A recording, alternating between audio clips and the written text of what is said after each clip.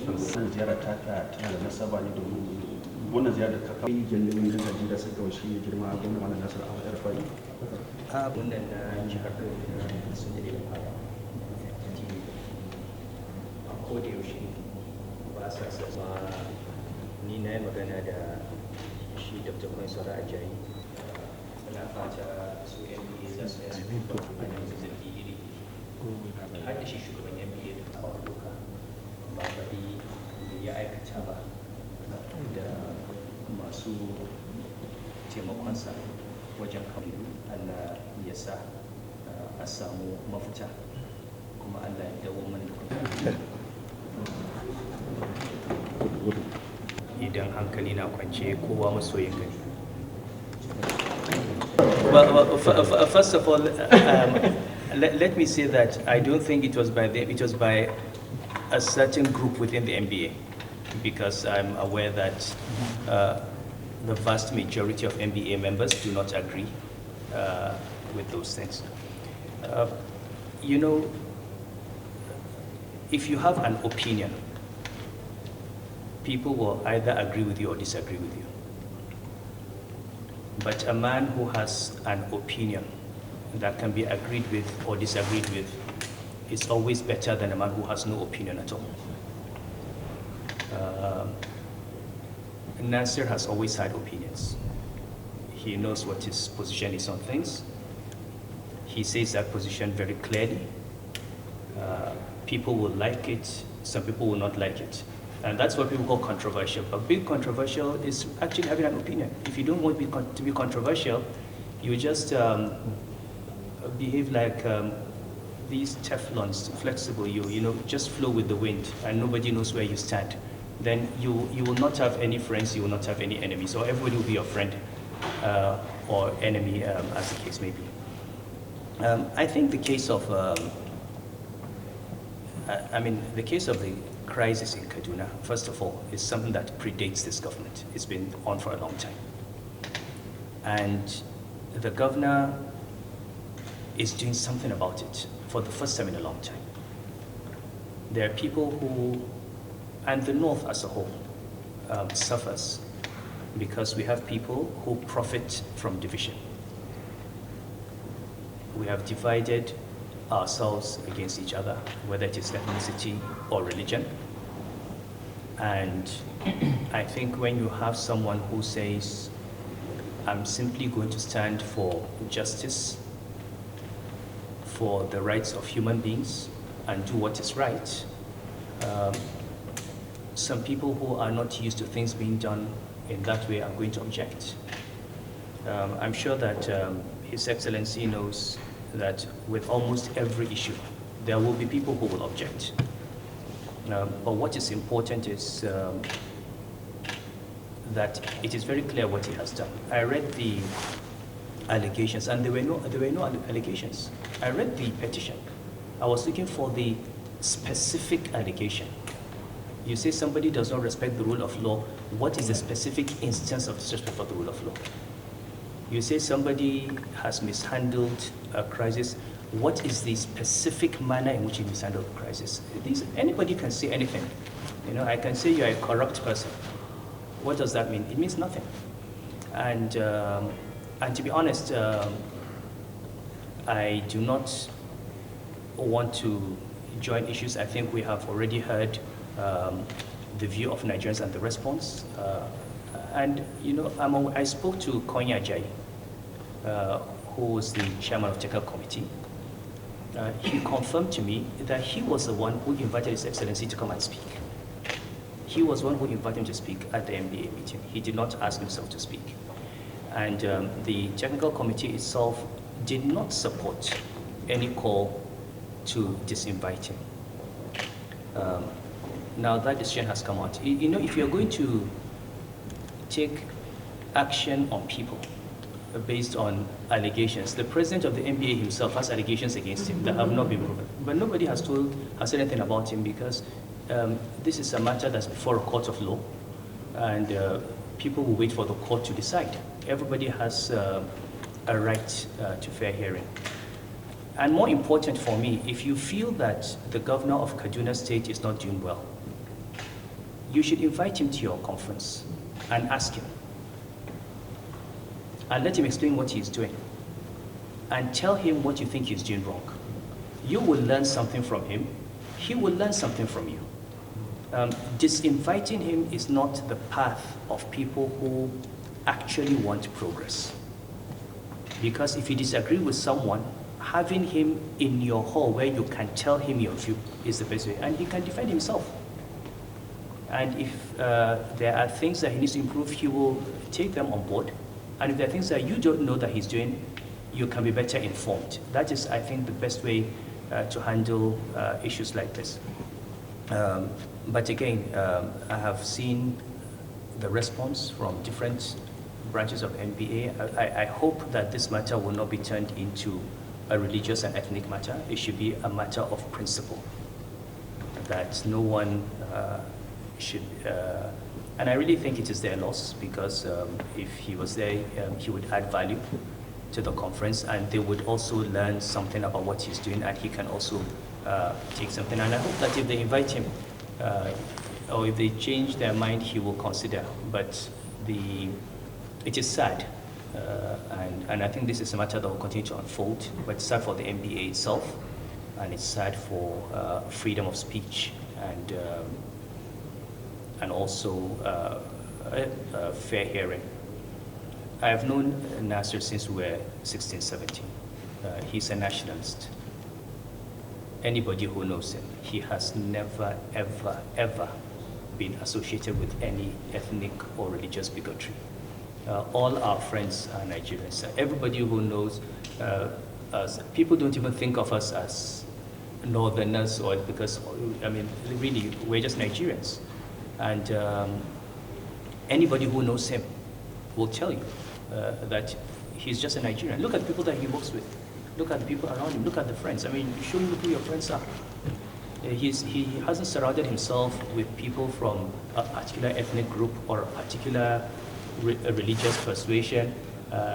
He has friends all over, pastors, reverends, imams, and it is sad, I think, that anybody can accuse him in any way of being partisan in the matter. And finally, I read somewhere today, one of the lawyers made a comment, and I think it's something that we should bear in mind. He's a governor in charge of the lives and property of states. He is the #1 person concerned with peace in Kaduna. Because if there's no peace, he is responsible. And you can't have people crying more than the bereaved. If we do not assist him, I think the least we can do is pray for him and give him a chance and advise him. So needless to say, this is a sad thing, something I mean, I'm his friend, obviously, but if His Excellency is wrong, I would say it. If I'm wrong, he would say it. We'll still be friends. But on this matter, I think it was, but just more to the discredit of the MPA Executive Council than to him, since he did not invite himself. And if they choose not to invite him, that's fine. He will have other opportunities. I mean, he will always be invited anyway. This one less speaking engagement. So, but we pray that this matter will be resolved. And most important thing is that Kaduna State should have peace. And we should not complicate efforts at peace building. I read today that the groups are meeting, and I hope and pray that they will reach a compromise and we'll see peace in the state. That is the most important thing. Not speaking at MPA or what MPA says, but there should be peace in Kaduna State and in this country. To visit me, but to spend a week in Kaduna State. As you know, His Highness is the Vice Chairman of the Kaduna Investment Promotion Agency, which statutorily is chaired by the Deputy Governor. We hope on this visit will be briefed on the activities of the Investment Promotion Agency and interact with all the agencies that are working to attract investments in Kaduna State.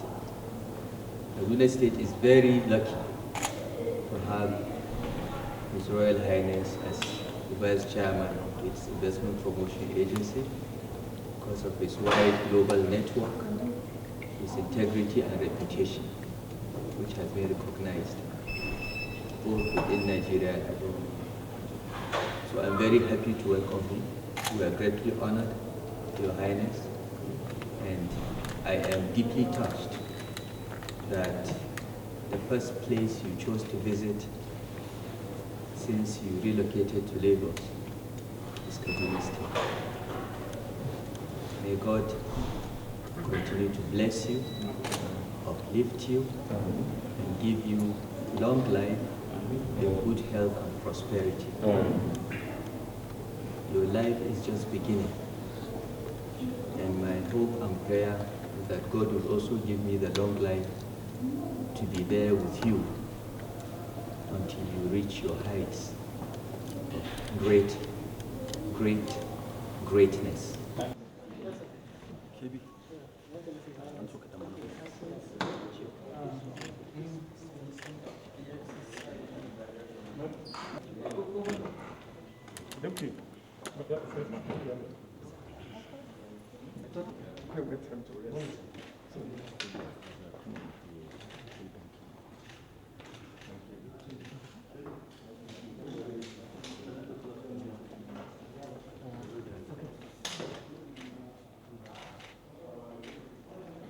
Addressing government officials. Okay.